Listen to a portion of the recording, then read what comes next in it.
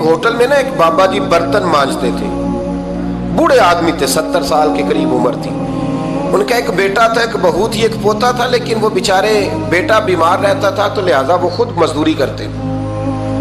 کہتے ہیں ایک دن وہ بابا جی میرے پاس آئے، کہنے لگے میم صاحبہ 2-4 دن کی چھٹی چاہیے. تو میں نے کہا خیریت ہے؟ کہنے لگے میڈم میرا بیٹا فوت ہو گیا. بیٹا، آپ کو پتہ ہے باپ کا جنازہ پڑھنا آسان ہے، بیٹے کا جنازہ اٹھانا بڑا مشکل کام. کہتی ہے میں کچھ لکھ رہی تھی، میرے ہاتھ سے قلم گر گیا، میں نے خود گاڑی بھیجی، بابا جی گاؤں چلے گئے جہاں وہ رہتے تھے. کہتی 2-3 دن کے بعد میں اور میرا شوہر گئے تو رستے میں ہم باتیں کر رہے تھے کہ کیا تعزیت کریں گے، ایک ہی بیٹا تھا، کوئی رشتہ دار بھی نہیں، تو اس کی تو کائنات اجڑ گئی، کن لفظوں سے اسے تعزیت کیا کہیں گے. کہتے جب ہم گئے تو وہ ٹوٹی ہوئی چٹائی پہ بیٹھا تھا، کچھ لوگ قریب تھے. ہم نے جا کے کہا بابا آپ مسلمان ہیں، ہم آپ کو کیا نصیحت کریں، ایک ہی بیٹا تھا، کہ کس طرح کر کے ہم آپ کو تسلی دیں. تو کہتے ہیں اس نے آنکھیں کھولی، بوڑھی آنکھوں میں ایمان کی روشنی.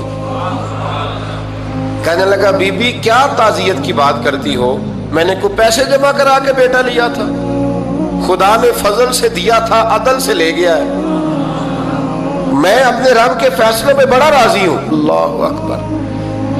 وہ خاتون کہتی ہے کہ وہ بابا جی سے میں نے کہا کہ چلو آپ 1 مہینے کی چھٹی کر لے. تو کہنے لگا نہیں میڈم میں مسلمان ہوں، مفت کی روٹی نہیں کھاتا، مزدوری کر کے کھاتا ہوں، میں انشاءاللہ 2-3 دن کے بعد کام پہ آ جاؤں گا.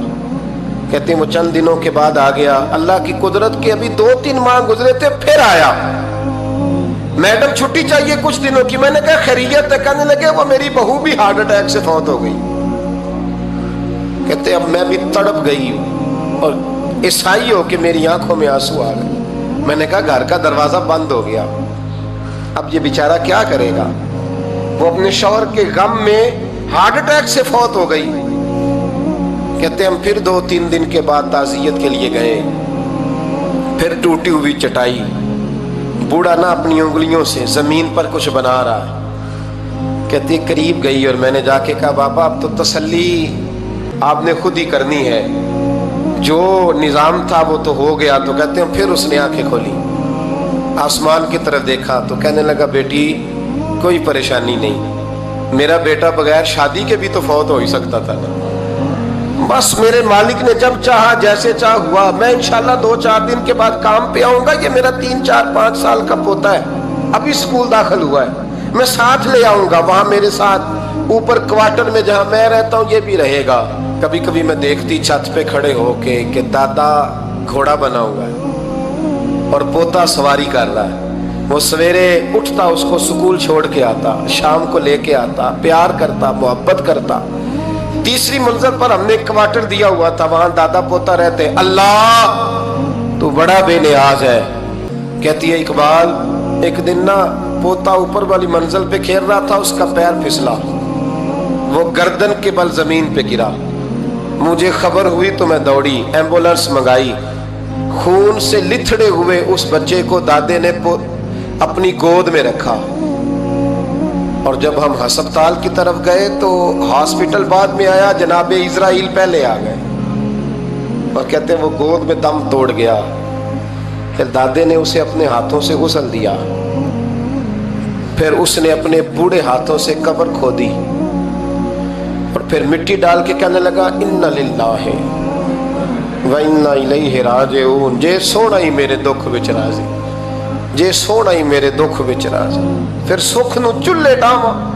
کہتے ہیں وہ مٹی ڈالی اس نے اور جب وہ واپس پلٹا تو میں بازو سے تھام کے ہوٹل قریب لائی اور میں نے اس کے قریب کہا کہ بابا تو ٹوٹ گیا ہے، تو بکھر گیا ہے. تو کہتے ہیں یوں اس نے ہاتھ رکھے اور یوں آنسو چھٹک دیے.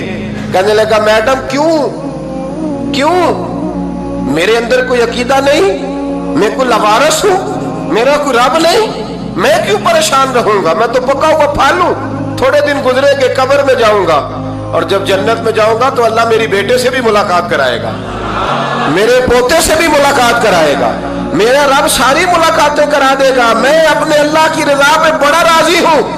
وہ خاتون کہتی ہے میرا اور میرے شوہر کا کلیجہ پھٹنے لگا. میں نے کہا بابا یہ جذبہ کہاں سے ملتا ہے، یہ سکون کہاں سے آتا ہے، یہ کیفیت کیسے ملتی ہے؟ مجھے کہنے لگا تو نے لینی ہے؟ میں نے کہا تو کہنے لگا تو بھی گنبد خضرا والے نبی کا کلمہ پڑھ جا، اللہ تجھے سکون عطا کرے۔